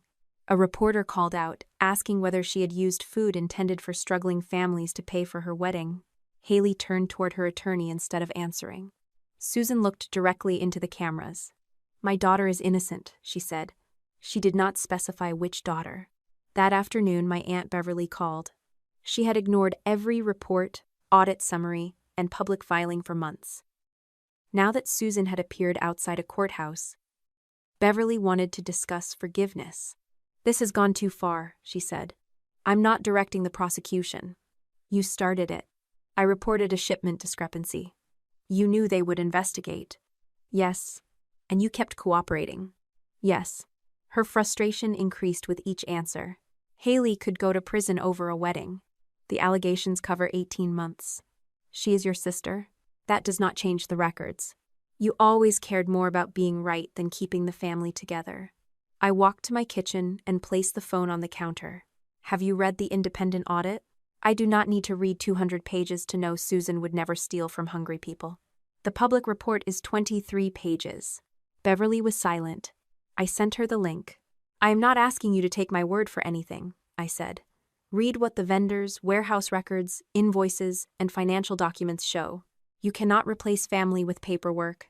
Paperwork is how people prove what happened when family members lie." She ended the call shortly afterward. That evening, she sent me one message. "I hope being right keeps you warm." I did not reply. For most of my life, relatives like Beverly had treated silence as neutrality. If they did not examine what Susan and Haley did, they could continue describing the conflict as two sisters who needed to apologize to each other. The audit threatened that comfort. It replaced vague family tension with dates, quantities, transfers, and names. A week after the courthouse appearances, Dana called me into another supervised meeting. "The defense positions are beginning to separate," she said. I had expected that from the moment Susan and Haley arrived with different attorneys. "How?" "Haley's counsel is suggesting she relied on Susan's representations that the documents and food transfers were authorized." He sat back. "Haley approved the menus." "Yes." "She directed the unused food to the restaurant." "Yes." "The payment went to her company." "Yes." "All of that is documented." "It is." "Then how can she claim she did not know?" Her attorney does not need the explanation to be complete at this stage. He needs it to create distance between her actions and the creation of the false authority. Haley was not denying that she benefited. She was trying to argue that Susan made the benefits appear legitimate. Dana explained that Haley had given investigators a more detailed account through counsel. According to that version, Susan handled every interaction with Second Table's systems. Haley claimed she believed her mother still possessed informal authority from the organization's early years. She described herself as careless, entitled, and financially desperate, but not as the architect of the fraud. That distinction could affect sentencing if the case ended in a plea. "How did Susan respond?" I asked. "Poorly." Susan's attorney denied that his client controlled the operation. He said Susan was an older mother pressured by a financially unstable daughter who understood social media, branding, and business accounts better than she did. Each woman was now describing herself as the other's tool. The golden child and the mother who had protected her for 31 years were no longer defending the family. They were negotiating who would carry more of its guilt. The evidence limited how far either story could go. Haley's messages showed her choosing vendors, approving promotional language, and directing the sale to the restaurant. Bank records showed that she used the money for wedding expenses and personal debt. Susan's account history showed password resets, document access, and repeated use before each false event. Her emails contained instructions about loading times, donation acknowledgements, and how vendors should describe the transactions. The recording from the wedding placed them together. Haley planned the reaction she wanted from me. Susan explained how that reaction could discredit me later. Neither woman could make the other responsible for every step because the scheme had required both of them. Dana showed me a timeline prepared for the board. It began with the password reset 18 months before the wedding. It continued through the bridal shower, the holiday event, the community brunch, and the diverted North River shipment. Beside each event were 2 columns. Susan handled access, paperwork, and vendor trust. Haley handled presentation, money, and public image. The pattern was so consistent that it looked less like chaos than a business model. "Will this go to trial?" I asked. "That depends on the prosecutor, the defense attorneys, and the plea discussions. Have offers been made?" "Preliminary ones." The state's proposed resolution required Haley to admit her role in the fraud, accept a period of incarceration, repay losses, and agree to restrictions on future fundraising activity. Susan's proposed agreement recognized her supporting role, but still required a guilty plea, restitution, home confinement, or another restrictive sentence, and several years of supervision. Neither offer allowed them to describe the conduct as an innocent family misunderstanding. That was apparently the part Susan resisted most. She wanted the benefits of cooperation without admitting that she had knowingly used Second Table's name and systems. She says Haley manipulated her. Dana told me. Does she deny resetting the account? No. Does she deny writing the letters? She says she believed Claire would approve if asked. Dana used my name because she was repeating the legal position. I almost admired the structure of Susan's excuse. She had not asked because she knew I would refuse. Then she used the possibility that I might have agreed as proof that she had done nothing wrong. "Has she explained why she tried to discredit me?" I asked. Her attorney says the wedding conversation reflected family frustration, not consciousness of guilt. She discussed the label. Yes. She said nobody would believe me if I asked questions. Yes. Then she understood there was something to hide. That will be part of the state's argument. Dana closed the timeline. The prosecutor may ask you for a victim impact statement later. Not now. I'll be ready. You should focus on the effect on Second Table and the affected community. Do not use it to argue sentencing recommendations unless counsel advises otherwise. I don't want to select their punishment. That was true. I wanted the court to see the evidence and impose consequences that matched it. I did not need to become the person deciding how many months Haley lost or how restricted Susan's life became. My role was to tell the truth without shrinking it.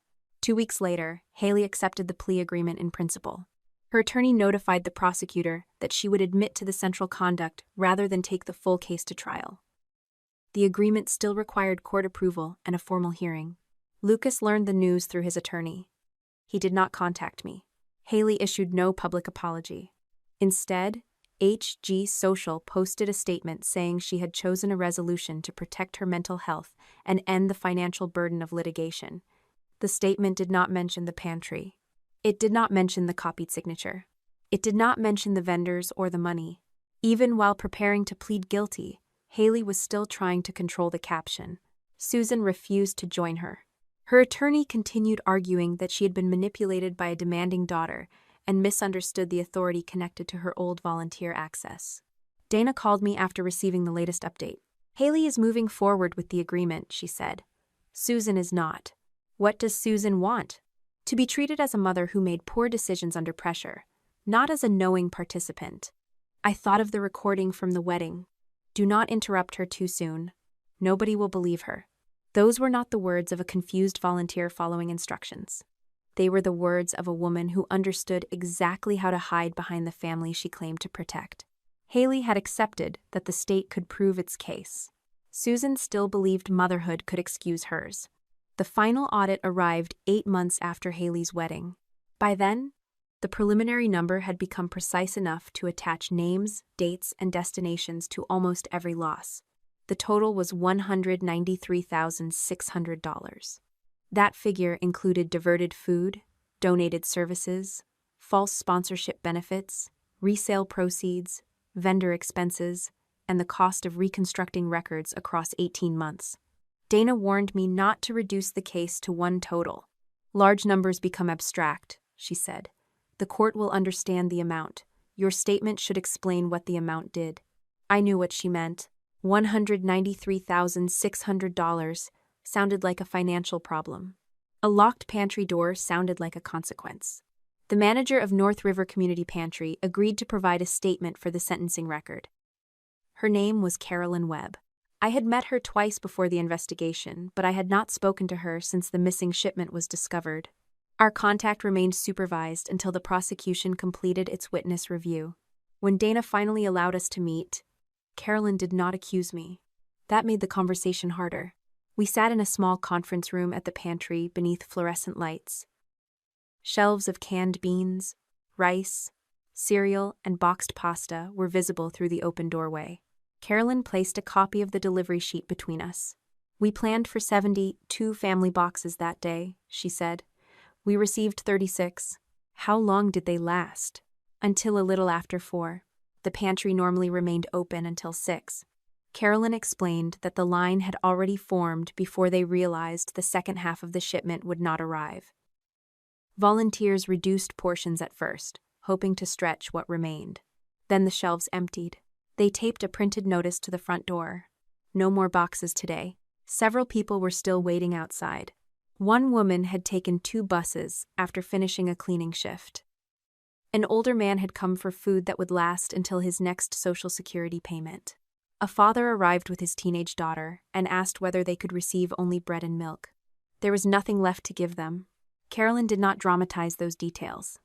She recited them the way people describe decisions they wish they had never been forced to make. We referred everyone to 2 other locations, she said, but one had already closed, and the other was nearly 8 miles away. Did they all receive food later? I do not know. That answer stayed with me. Second table existed to prevent people from being sent from one locked door to another. Susan and Haley had treated half a shipment as excess, because they never had to follow the people who left without it. I am sorry, I said. Carolyn looked at me carefully. You reported it. I also failed to verify that an old account was fully disabled. Yes. She did not rescue me from the truth. Then she added, both things can be true. I had spent much of my life around people who treated responsibility as a contest. If I admitted one failure, Susan used it to erase everyone else's actions. If Haley suffered a consequence, the family searched for someone who could absorb the blame on her behalf. Carolyn did not do that. She allowed my mistake and their choices to exist at the same time. Before I left, she showed me the spot on the glass door where the notice had been taped. A pale rectangle remained, where the adhesive had blocked dust and fingerprints. The paper was gone. Its outline was still there. That evening, I began drafting my victim impact statement. My first version was angry. I wrote about the cold chicken, the disposable tray, Haley's phone, and the way Susan had watched me as if my humiliation were part of the entertainment. I described being called pathetic in front of 200 guests. I wrote that my mother and sister had spent years turning every boundary into proof that I was cruel. All of it was true. None of it explained the full harm.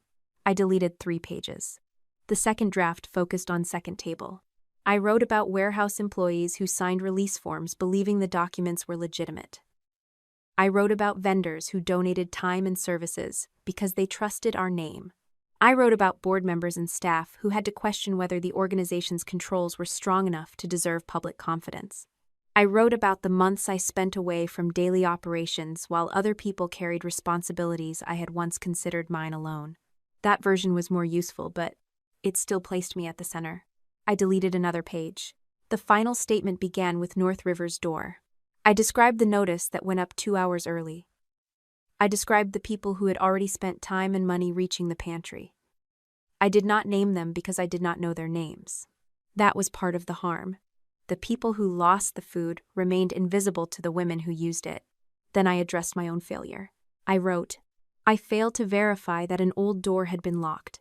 I accept responsibility for that failure and for helping build a system that relied too heavily on familiarity. I stopped typing for several minutes before completing the thought. They are responsible for choosing to walk through that door, using what they found, and creating false records to keep it open. I read the sentence aloud. It did not absolve me. It also did not allow Susan and Haley to hide inside my mistake. That was the balance I had been searching for. A week later, Dana told me the prosecution had completed its review of the account metadata connected to Susan. The explanation was simpler than the technical reports made it sound. The password reset link had been sent to Susan's personal email address. The old vendor portal was accessed from her home internet connection and from a tablet registered to her. Files connected to the false events had been opened, edited, and sent during those sessions. Susan's attorney could still argue about pressure or motive. He could no longer reasonably argue that she did not know the account was being used. There were also emails in which Susan corrected wording in the false sponsorship letters. In one message, she instructed Haley not to describe the wedding as a private reception when speaking with vendors. "Say community fundraiser," Susan wrote.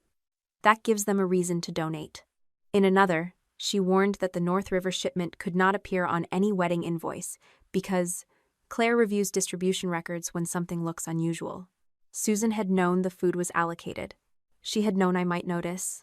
She had known the paperwork needed to disguise the transfer. Her claim that she was merely a confused mother had reached its limit. 3 days later, she accepted the plea agreement. The final terms were not lenient enough to let her call the outcome a misunderstanding, but they recognized that Haley had received more money and directed more of the public-facing scheme. Susan agreed to admit that she knowingly used outdated credentials, created false documentation, assisted in redirecting donated resources, and helped conceal the source of those resources.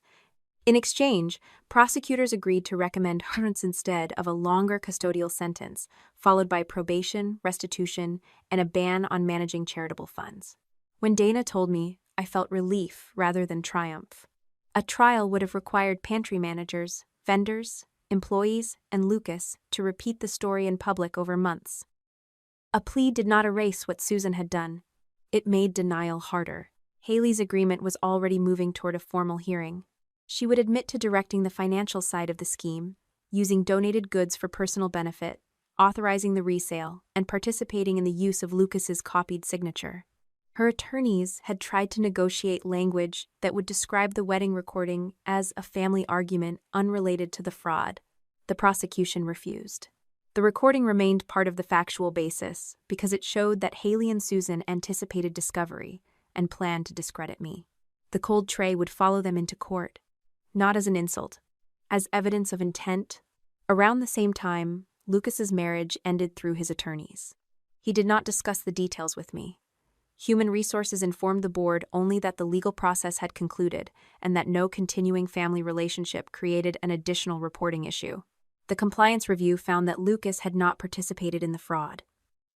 His signature had been copied, and he had preserved his records as soon as instructed. The review also noted that he had failed to question inconsistencies in Haley's stories and had not recognized suspicious references to second table before the wedding.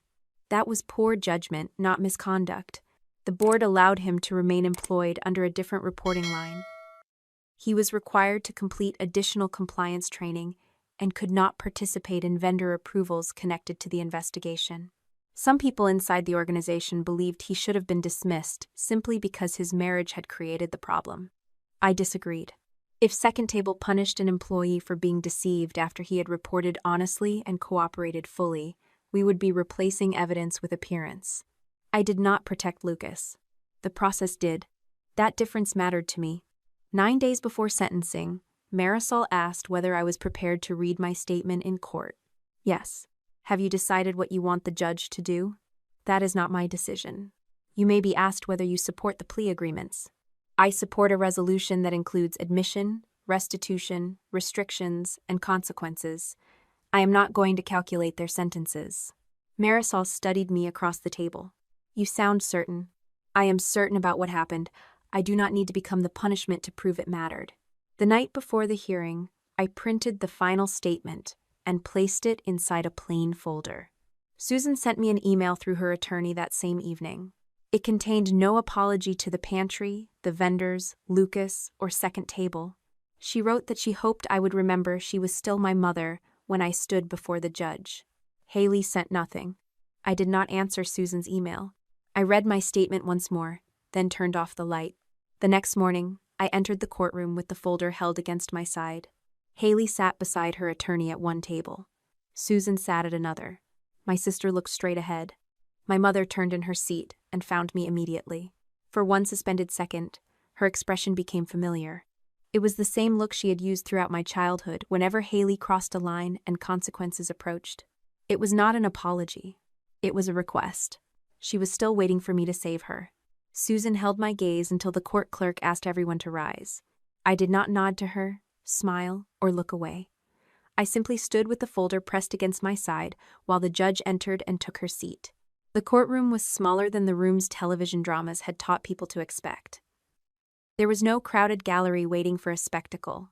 Most of the seats were occupied by attorneys, second table representatives, several vendors, 2 members of the press, and people connected to the pantry network. Haley sat at the defense table closest to the jury box, though there would be no jury that morning. Her plea agreement had already been accepted. The hearing would determine whether the judge followed the sentencing recommendations. Susan sat at a separate table with her attorney. The physical distance between them was less than 20 feet. Emotionally, they had never been farther apart. The prosecutor began by summarizing the conduct both women had admitted. Haley had used second table's identity to obtain food, services, and sponsorship benefits for private events. She had approved false promotional language, directed the resale of donated food, received the proceeds through HG Social, and participated in the use of Lucas's copied signature. Susan had accessed the old vendor portal, created and distributed false documents, coordinated pickups, and used her history with Second Table to convince vendors that the events were legitimate. The prosecutor did not use words like cruel, selfish, or entitled. She used dates, transactions, quantities, and admissions. That was more powerful. Cruelty could be argued as perspective. A bank transfer could not. Haley's attorney spoke first. He described her as a first-time offender whose business had been failing under intense financial pressure. He said she had become obsessed with preserving a public image that no longer matched her actual income. He emphasized that she had accepted responsibility before trial and agreed to restitution. Then Haley stood to speak. Her voice was quiet and carefully controlled. "I am sorry for the mistakes that were made," she began. "I was under enormous pressure surrounding my wedding and my business. I trusted people I should not have trusted, and I made decisions I regret." The judge looked down at the written plea agreement. "Miss Grant, who made the decision to direct the unused food to the restaurant?" Haley hesitated. "I approved the arrangement. Who controlled HG Social?" "I did." "Who used the money received by that company?" "I did." The judge leaned forward slightly. "The food belonged to whom?" Haley looked toward her attorney. He did not answer for her. "It belonged to Second Table," she said. The judge shook her head. "Second Table was responsible for distributing it. That is not the same as ownership in the ordinary sense. Who was supposed to receive it?" Haley swallowed. "Families using the pantry." The courtroom remained silent. For 8 months, she had described the food as excess, leftovers, donated goods, and wedding support. In that room, she finally had to name the people from whom it had been taken. The judge asked why Haley had recorded the confrontation at the wedding. Haley said she expected a difficult family interaction and wanted proof in case I caused a scene. The prosecutor directed the court to the full recording. The judge did not replay it. She had already reviewed the evidence. "You discussed the identifying label before Miss Bennett reached the table," she said. "You also discussed using her anticipated reaction to discredit any later questions." "That was not merely a family disagreement." Haley lowered her eyes. "No, Your Honor. It was the closest she came to admitting that the humiliation had been planned." Susan's attorney spoke next. "He described my mother as a woman who had spent her life caring for others and became too involved in solving her younger daughter's financial problems. He argued that Susan had not received the largest financial benefit and had acted from misplaced loyalty rather than greed. He asked the judge to consider her age, community involvement, and lack of criminal history." Susan stood behind the table. "I wanted to help my daughter," she said. "I understand now that I went about it the wrong way." The judge studied her. "Did helping your daughter require you to reset access to a system you no longer had authority to use?" Susan glanced at her lawyer. No. Did helping her require you to create letters that falsely represented private events as charitable fundraisers? No. Did helping her require directing a shipment away from a pantry? Susan's voice became smaller. No. Then the court is not sentencing you for being a supportive mother. It is sentencing you for the choices you made while claiming that role. Susan's face tightened. For years, motherhood had been the final defense she used against every boundary. She believed that wanting something for Haley made the method less important. The judge refused to accept that equation. When my name was called, I carried the folder to the lectern. I had expected to feel the weight of Haley and Susan watching me. Instead, I saw the glass door at North River Pantry. I remembered the clean rectangle where the notice had been taped, and Carolyn's quiet admission that she did not know whether the family sent away had found food elsewhere. I opened my statement. Your Honor, I am not here only as Claire Bennett, the sister and daughter of the defendants. I am here as the founder of an organization whose name was used to take resources from people who had trusted us to deliver them. I described the warehouse workers who followed a transfer order because it looked authentic. I described the vendors who donated food and services because they believed they were supporting community programs. I described employees who spent months rebuilding records while the organization's credibility was questioned. Then I described North River. The pantry expected enough food to remain open until 6. It closed shortly after 4. A sign was placed on the door while people were still waiting. Some had taken buses after work. Others had calculated that those boxes would last until their next paycheck or benefit payment. They were sent away because food assigned to them was being used to support a private wedding. Haley shifted in her chair. I did not look at her. The defendants repeatedly described the food as excess. It was not excess to the people who arrived after it was gone. I paused before addressing my role. I failed to verify that an old door had been locked. I accept responsibility for that failure and for helping build a system that relied too heavily on familiarity. That failure has been documented, reviewed, and used to improve our controls. Susan looked toward me again. I continued. They are responsible for choosing to walk through that door, using what they found, and creating false records to keep it open. I did not ask for the longest available sentences. I did not ask the judge to show mercy. I asked that restitution recognize the pantry, the vendors, and second table. I asked that neither woman be allowed to manage charitable funds while the court's restrictions remained in effect. Then I closed the folder. The prosecutor asked whether I wished to address the humiliation at the wedding. No, I said. What happened to me at that table explains how the evidence was discovered. It is not the greatest harm in this case. That answer appeared to surprise Haley. She had spent months presenting herself as the victim of a sister seeking revenge for a cruel meal. She needed the case to remain personal because personal pain could be dismissed as resentment. I would not give her that defense. The judge recessed before announcing the sentences. We waited in the hallway. Lucas stood with his attorney near the elevators. He did not approach me. Carolyn from North River sat beside one of second table's board members, reading through a folded copy of her statement. Haley remained in a consultation room. Susan was allowed to speak privately with her attorney near the opposite end of the hall. She looked toward me several times, but she did not come closer. When court resumed, the judge addressed Haley first. She acknowledged the guilty plea and cooperation, while emphasizing that the scheme extended far beyond one wedding. Haley had repeatedly converted charitable trust into private benefits and used public displays of generosity to conceal the conduct. The court sentenced her to 18 months in custody. After release, she would serve a period of supervised release, comply with financial monitoring, and pay restitution jointly with Susan. She was prohibited from controlling charitable accounts, organizing fundraising campaigns, or representing herself as an agent of a nonprofit during the court-ordered restriction period. HG Social would be dissolved as part of the financial settlement. Haley's shoulders dropped. Her attorney whispered something to her, but she did not respond.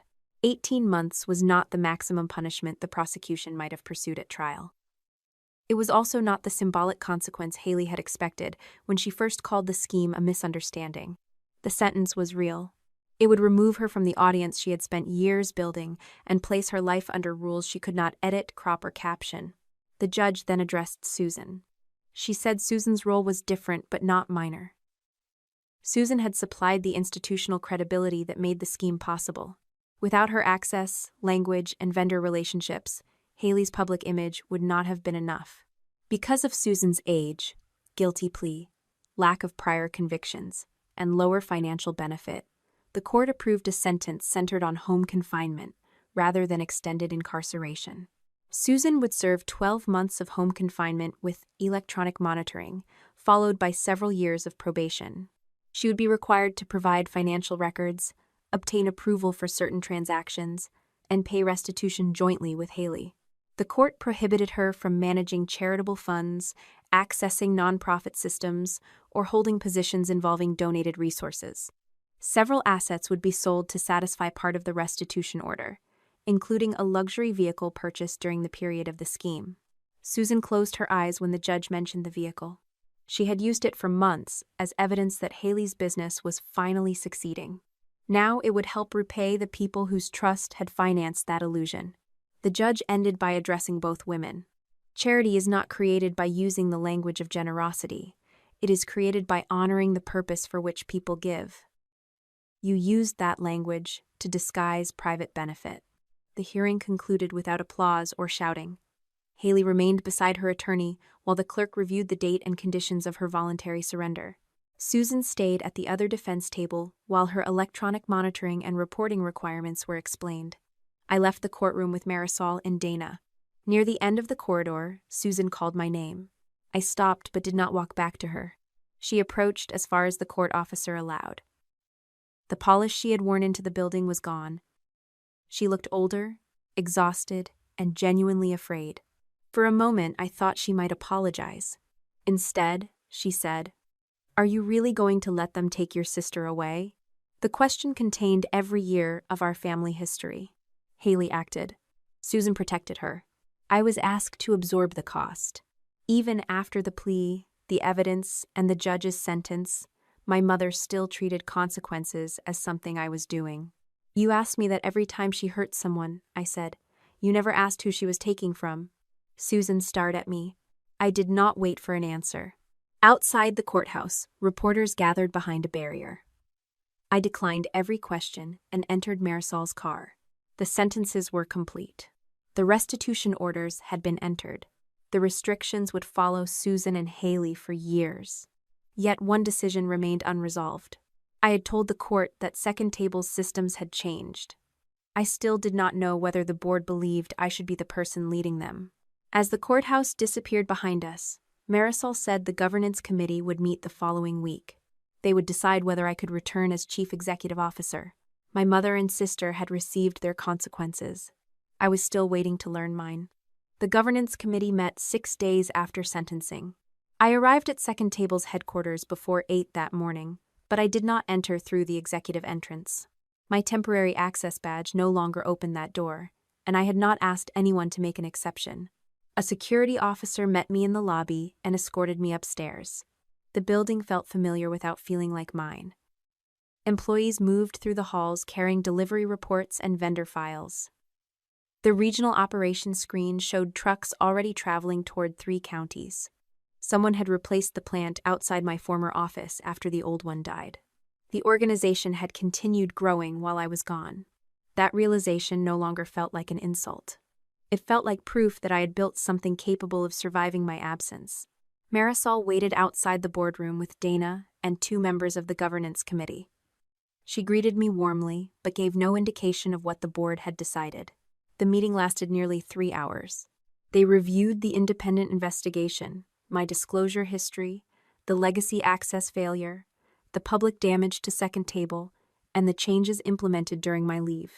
Dana confirmed that investigators had found no evidence that I knew about the scheme before the wedding. I had received no personal benefit, approved none of the false events, and interfered with no witnesses or records. Then the committee turned to the part that remained mine. I had requested Susan's access removal 4 years earlier, but I had accepted incomplete confirmation. The primary volunteer account was closed while the connected vendor portal and recovery address remained active. No law required me to test every disabled account personally. Leadership required me to build a system in which someone did. The committee chair asked what I would change if I returned. I did not promise perfection.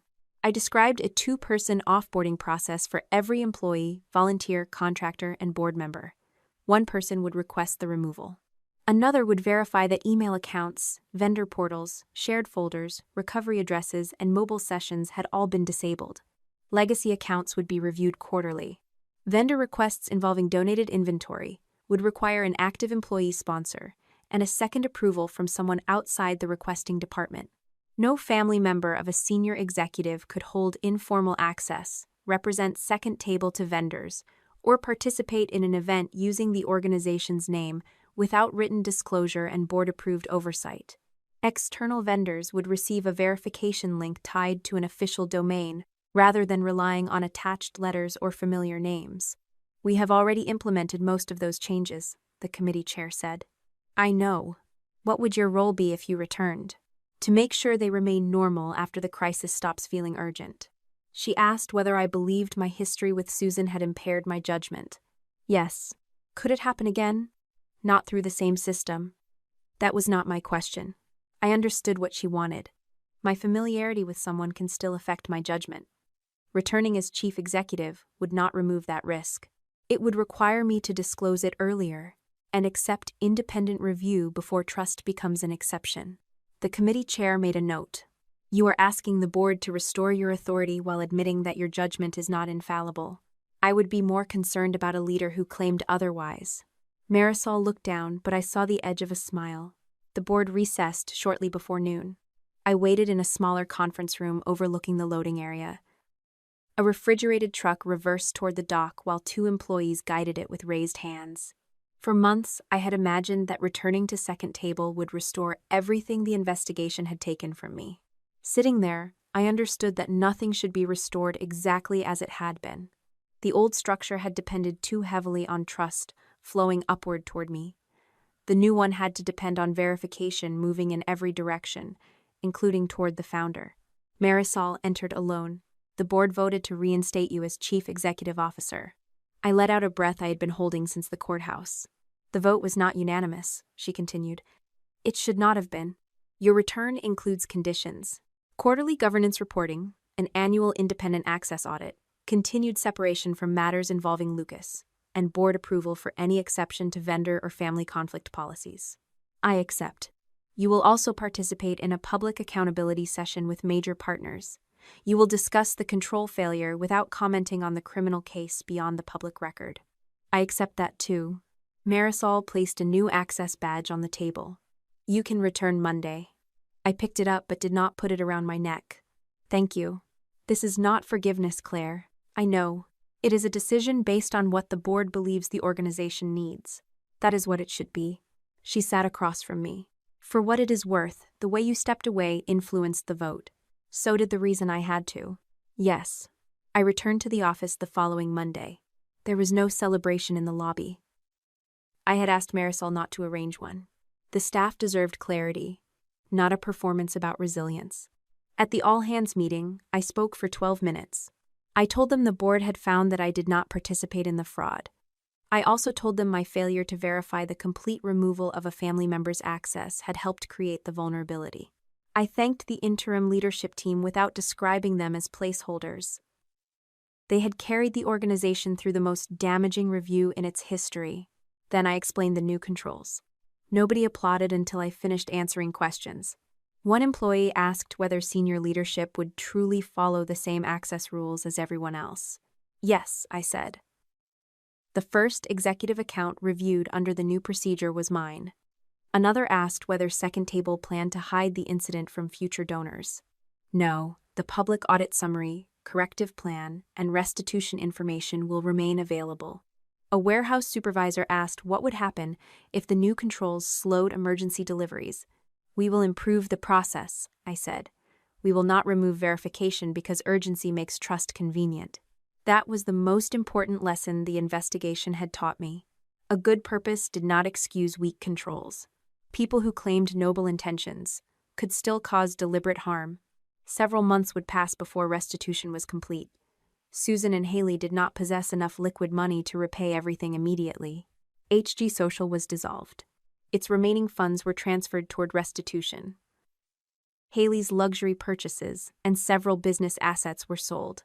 Susan surrendered the vehicle the court had identified and paid through a structured plan monitored during probation.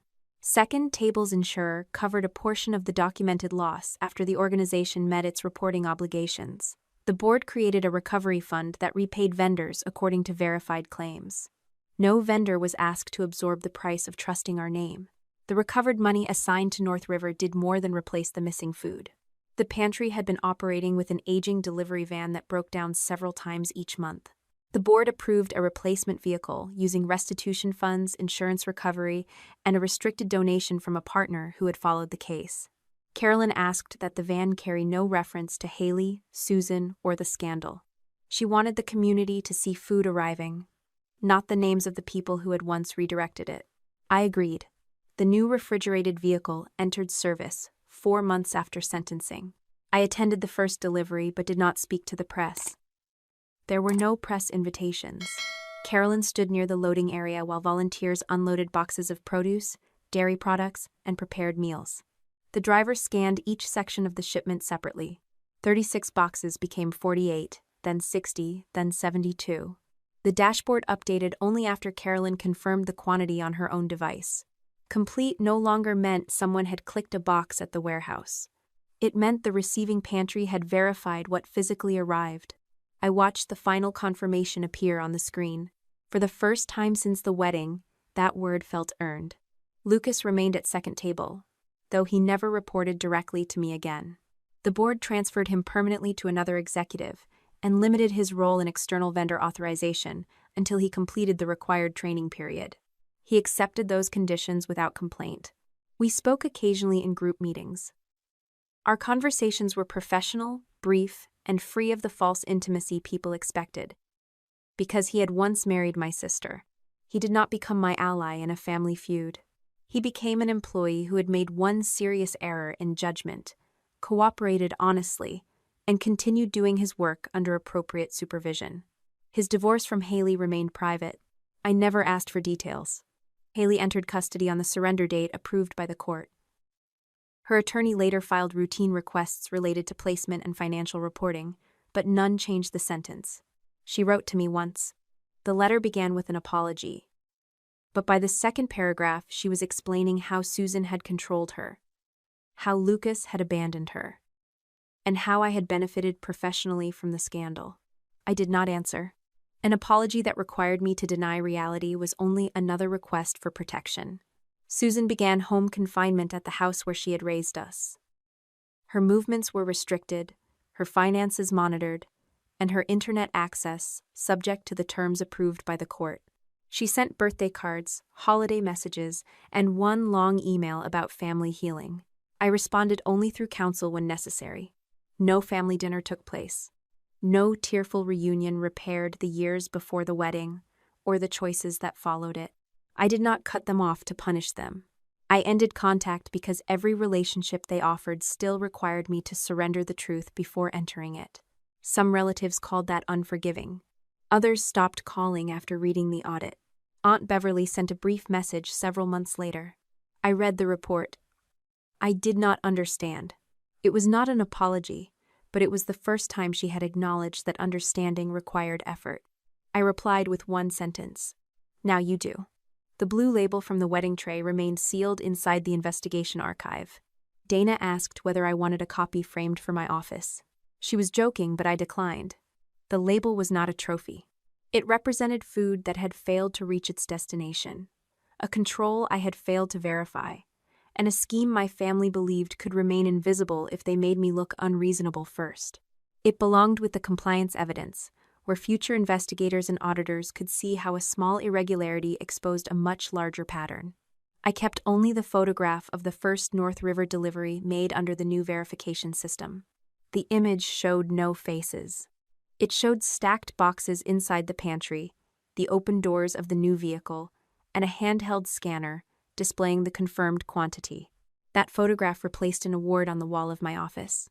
14 months after the wedding, Second Table was stronger than it had been before the scandal. Not because the harm helped us. Harm does not become valuable simply because people learn from it.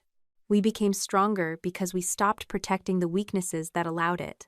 I lost the belief that good intentions could substitute for oversight. Lucas lost a marriage built on carefully managed lies. Vendors lost trust and had to decide whether we had earned it back. Families lost food on a day when they had planned their lives around receiving it. Those costs were real, even after restitution. Susan once believed that family loyalty meant preventing Haley from facing consequences. Haley believed compassion was an image she could borrow when her own business needed attention. I learned that accountability was not the opposite of love. Sometimes it was the only honest form of it left. My mother thought scraps were good enough for me. What she never understood was that I had stopped measuring my worth by what she put on my plate. I measured it by what I refused to let her take from someone else. When someone uses family loyalty to excuse dishonesty, you do not have to protect them from the consequences of their choices. You can admit your own mistakes, correct weak boundaries, preserve evidence, and still refuse to carry blame that belongs to someone else. Real compassion means protecting the people who were harmed, not preserving the image of those who caused the harm.